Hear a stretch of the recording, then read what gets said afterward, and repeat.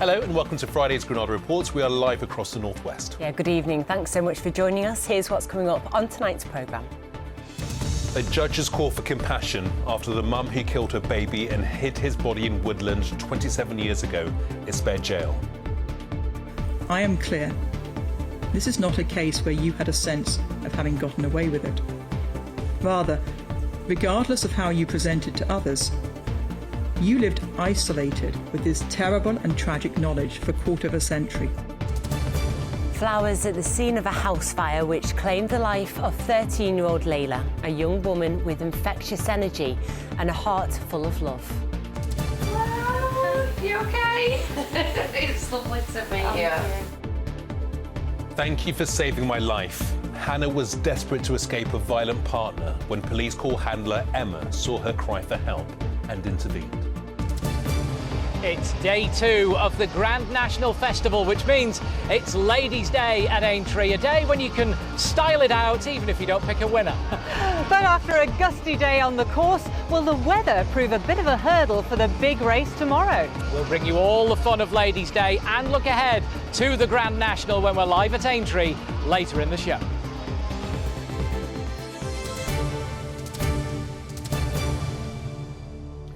So please do stay with us. But first tonight, a woman who kept a terrible secret for almost 3 decades was today spared jail after a judge said her case called for compassion. Joanna Sharkey from Warrington gave birth to a baby boy in 1998 but didn't want anyone to know. The body of the little boy, who was given the name Callum, was later found by a dog walker near the Gulliver's World theme park. It sparked a police investigation that eventually led to Sharkey via the DNA of her other son. Well, today she was handed a suspended sentence at Liverpool Crown Court after admitting manslaughter on the grounds of diminished responsibility, as she'd been suffering from postnatal depression. Our top story from Tasha Kachiri. You don't have to say anything, but it may harm your defence if you don't mention when questioned, something which you later rely on in court. The moment Joanne Sharkey was arrested. For nearly 30 years, she'd lived with the tragic secret that she concealed her pregnancy, killed her baby and dumped him in the woods near Gulliver's World theme park. The baby was named Callum by locals and given a loving funeral.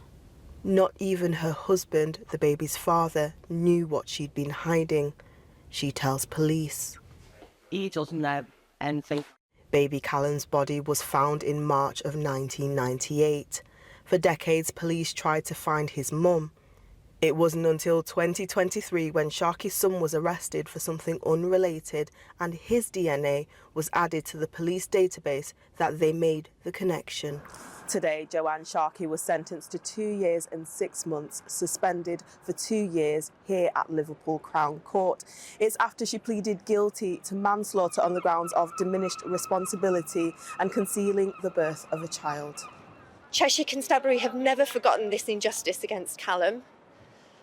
And this case shows we are absolutely determined to seek justice for those who are no longer here to seek it for themselves.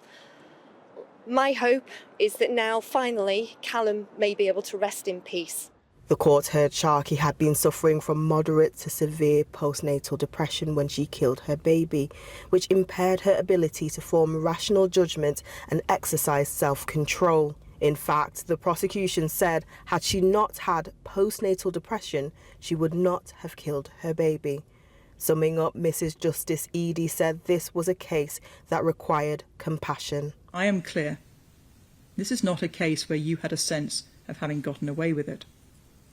Rather, regardless of how you presented to others, you lived isolated with this terrible and tragic knowledge for a quarter of a century. Having carefully considered this issue, I am satisfied that this very sad case calls for compassion. No useful purpose would be achieved by immediate imprisonment, and I consider that appropriate punishment can be achieved by a custodial term that is suspended. Joanne Sharkey's family, who have supported her throughout, sobbed and hugged each other as the sentence was read out in court, one that Sharkey herself knew was coming and had waited nearly 30 years to hear. Tasha Kachiri, ITV News, Liverpool. Well, next tonight, the family of a 13-year-old girl who died in a fire at a house on Merseyside have paid tribute to her, calling her the shining light of their lives. Layla Allen died after a fire broke out at a property on Kingsway in Prescott on Wednesday night. Today, her family said she had an infectious energy and a heart full of love.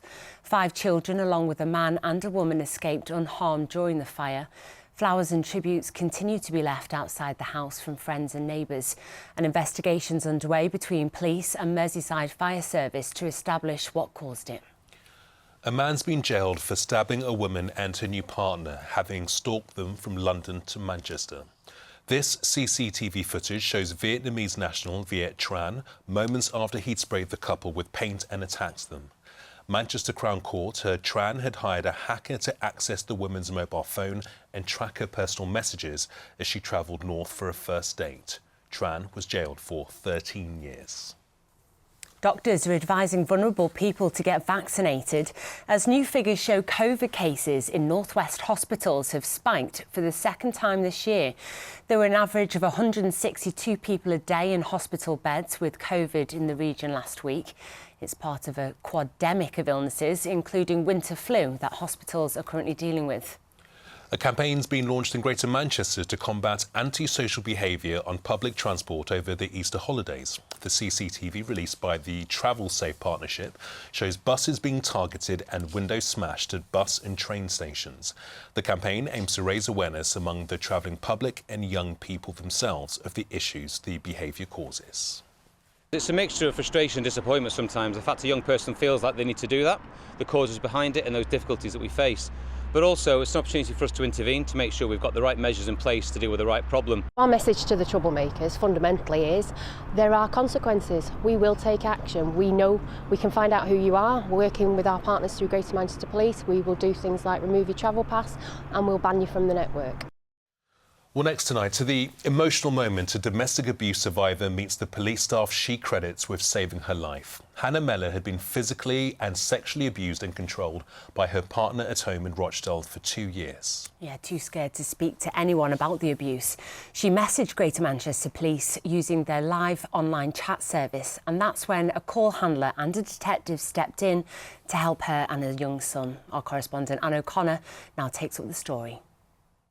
Police emergency. Emma never sees the people she answers desperate calls and chat messages from. Are you in a safe place? OK, where are the children? Are they in the bathroom with you as well? Some so scared, so silenced, they can't call, only write messages on the Force's live chat service. My family weren't aware of what I was going through, so there was nobody, there was absolutely nobody, and nothing was making me feel safe anymore. Like Hannah Mellor from Rochdale, raped, beaten and controlled by her partner over many months. She went online to report him. Emma's response started a police inquiry that saw Ben Fitton jailed for 18 years last year, but she knew nothing of what happened after she sent officers to help. Until now. Hello, you okay? It's lovely to meet you. Meeting Hannah for the first time face to face. This time, words don't seem enough. You're part of saving my life. Oh. Thank you so much. No, honestly, you don't need to. You do such an incredible job, you really do. I was desperate, I was. You could tell you was in the first message as soon as you sent it. Later, Hannah tells me that, like so many in abusive relationships, she could hardly admit to herself what was happening, let alone anyone else. I couldn't pick up the phone and say those words. They wouldn't come out no matter which way I tried it, it wouldn't. What were those words and why? I wanted to say to somebody, I am going through severe domestic abuse and I don't know what to do, I don't know where to turn. So live chat for me was absolutely invaluable. It's hard listening to some of the stories that we have to listen to, but again, we're there to help people, so if I can go home and say that I've helped people, then I'm happy with that. Greater Manchester Police insists it is tackling criticisms of the Force's handling of domestic violence cases, and live chat is one of its tools. There were 85,000 conversations on it in the 6 months to February this year. Detective Sergeant Ruth Thompson was the first officer to see Hannah after she'd come forward. It's a really brave move, it's a really brave decision to do that. We don't underestimate the courage it takes to make that initial report. But once they have, they will be treated with respect, with courtesy, with compassion. So the safety of the victims is obviously our first priority. Hannah is now starting a new life with her young son, feeling safe for the first time in years. Anne O'Connor, ITV News.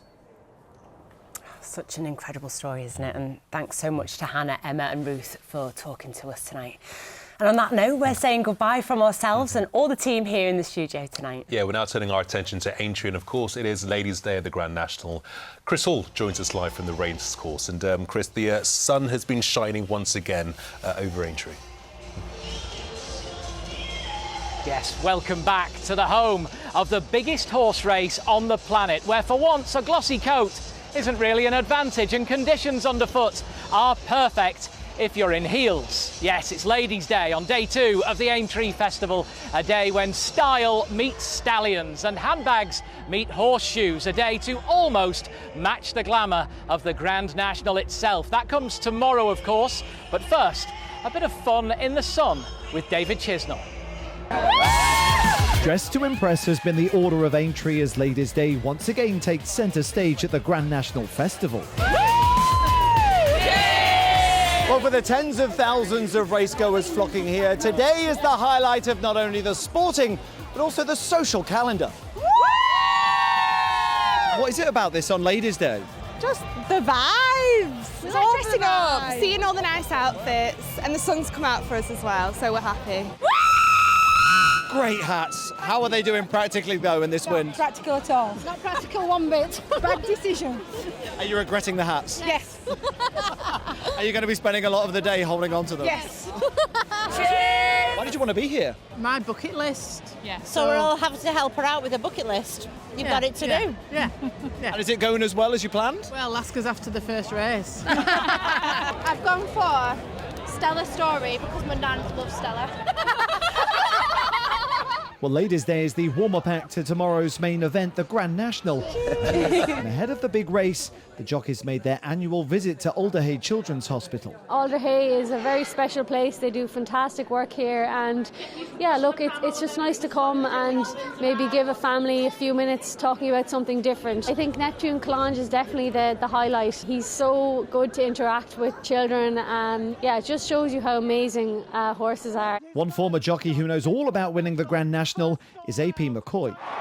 This is a special Aintree anniversary for the racing legend, who was first past the post in the famous race back in 2010. Well, it's 15 years since I won the Grand National, and don't push it. Don't really like thinking about how quick time goes by, but it was a very nice day, that's for sure, 15 years ago. It is I Am Maximus who leads. Who should we be looking out for in the big race tomorrow? Not very original, but I tipped I Am Maximus last year for the Grand National. I think he could win again. An estimated worldwide TV audience of 600 million are expected to tune in to see if I Am Maximus can repeat history and add his name to an elite group that includes the likes of Redrum and Tiger Roll as horses who've won back-to-back Grand Nationals. While tomorrow's race winners will take home £1 million, it's today's race goers looking $1 million. David Chisnell, ITV News, Aintree.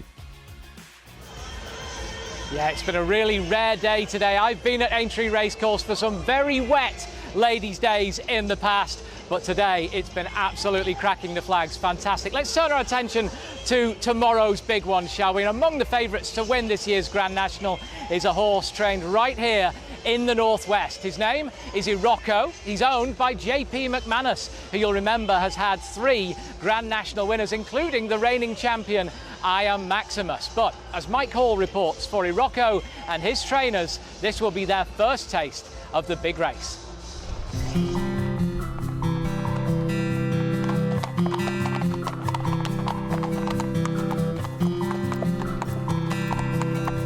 Deep in the Cheshire countryside are the stables of Oliver Greenall and Josh Guerrero. They train nearly 100 horses here, among them a name you might hear a lot in the next 24 hours. This is Irocco, one of the favourites for the Grand National. Well, Oliver, what a beautiful horse. Tell us about Irocco. So Irocco is a very special horse to everyone here at the yard. He was born in France and he came over as a 3 going 4-year-old, and he's been here ever since. He is a bit of a showman, like you can see. You know, he's a lovely big horse. He'd be bigger than average, and he really shows himself off really well. He knows he's good, and he's so agile and so athletic. Irocco between horses is rallying and racing up towards the line. A multiple winner over the jumps, including at the Cheltenham Festival 2 years ago, it's no surprise Irocco is well backed for Aintree glory. What are his chances? At the moment, he's sort of 3rd favourite. I'd say that was a little bit short. You know, it's one of the most competitive handicaps. He doesn't agree with that. No. For me, he's unexposed. He's got potential. He's got youth on his side. You know, he's got every chance of being there or thereabouts. Then do you think that's going to win? Yeah. There's a special guest on the gallops today. 9-year-old Joshua Duckworth has been named the Grand National's 35th runner, an honorary position awarded to a young person facing adversity. Joshua, who lives next to Aintree Racecourse, has a rare neurological condition. He and his family will be guests of honour tomorrow. We can't thank them enough. The memories we've already made and continuing to make is unreal, like, isn't it? Especially like stuff like today, meeting Irocco. We know he's going to win the Grand National, don't we? Do you think he's going to win the Grand National, Josh? Yes, we're going to have a little bet as well, do you think? Yeah. Young Joshua isn't the only one making his Grand National debut. For all their years in racing, this will be a first too for Oliver and training partner Josh Guerrero. Once rival jockeys, they now hope to share in a career highlight. Have you guys allowed yourselves to dream? A couple of times, yeah. I try not to, though. Butterflies start going when I think about it, but if you go and win a Grand National, then everyone that you know would hopefully see it because you think that everybody watches it. So it's the pinnacle of our sport, and yeah, it's massive.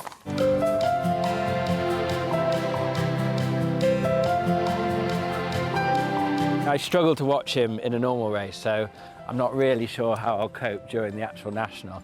I'll probably be hiding somewhere. Just arriving at Aintree on the Saturday and walking through into the track with that buzz. Even when I don't have a runner, I get butterflies. So I think it'll be a very special feeling to actually have a runner in the race. The very best of luck. Thank you very much.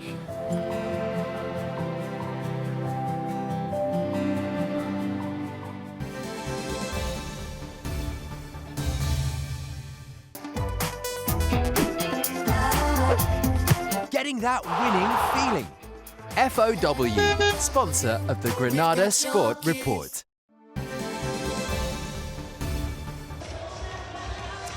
Well, now back to the racing, and Emma has joined me now. And Emma, you've been telling me this place holds really special personal memories for you. Yes, you could say horse racing is in my blood. My grandfather, Major Jesson, owned racehorses, and my father used to ride them. He was one of the top amateur steeplechase jockeys in the north of England. You can probably see a little picture there floating across the screen of us heading off to the races together. And our connection to Aintree is that my father's favourite horse, Law and Order, was racing in 1961 at Aintree, and on Grand National Day itself, his favourite horse won the Liverpool Hurdles Trophy, and at the time he was given the option of accepting £100 in cash or the trophy, and because he was so sentimental about the horse, he obviously accepted the trophy. So fantastic for you to be here. We've got the Grand National Trophy here as well, but to be here in this week, it's always a special week. So lovely to be back. Yes, the trophy looked nothing like this. It was like a great big silver potty. Took a lot of cleaning for my poor mummy. But yeah, we presented it back to the racecourse, and it was won by Big Bucks 4 times since my father passed, so great memories. Absolutely fantastic. Well, enjoy the rest of the racing this weekend. That's it from Aintree, where this time tomorrow they'll have crowned the Grand National winner. That's it from all of us here, but for now, I'll leave you with Emma. Oh, thank you very much. I'm going to head somewhere quieter for the weather. Why do I need a shower? I've been out in the rain. The faster you go, the sooner you'll be out. You'll save water too. United Utilities sponsors ITV Granada weather. Well, you never forget a good day at the races, and the team have had a great day, one of the warmest days of the year so far, and one of the gustiest, I have to say. And it's not just the horses at Aintree that have been stepping out in the spring sunshine, as you can see from Ray Atkin's picture. I'll collect my hat in a moment. I did say it was gusty. Thank you for sharing that, Ray. Now, the forecast going forward over the next few days and into next week is dry, fine and sunny, some patchy frost at times, and temperatures dip a bit over the weekend, but from Tuesday onwards they do rally, and all the while they are above average for the time of year. Talking of which, we're a third of the way through spring, and actually we could do with a bit of rain. Currently we're running at 12% of the long-term average. We should be closer to 30%, which isn't great news for the ground, but the clerk of the course is on it, and they've been watering for the last 2 weeks and also overnight last night. So the track at Aintree is in great shape for the big race for the Grand National tomorrow. Talking of which, the specific forecast is, of course, dry and sunny. Temperatures, though, as you can see, slightly down on today's values, but also slightly lighter easterly winds. So a bit of a trade-off there, and all in all, feeling good. Fine for racing and fine for race going. Looking at the rest of the region overnight tonight, gusty still through the Irish Sea, across the Isle of Man, at the coast, further inland, cloud lowering down onto the tops of the Pennines, some mist and murk forming over higher ground, but clearer patches as well. So some patchy frost by tomorrow morning. Thank you, Beryl, for sharing this gorgeous sunrise and sunset picture from the Isle of Man. Sun's up tomorrow, 6:35, sets about 5 to 8 in the evening. Bit of a chilly start, but lots of sun tomorrow, and after that, high pressure remains with us, so for the foreseeable future, dry, warm and sunny, and don't forget that UV and the sun can burn at this time of year. I'm off to find my hat. Bye-bye. United Utilities sponsors ITV Granada weather.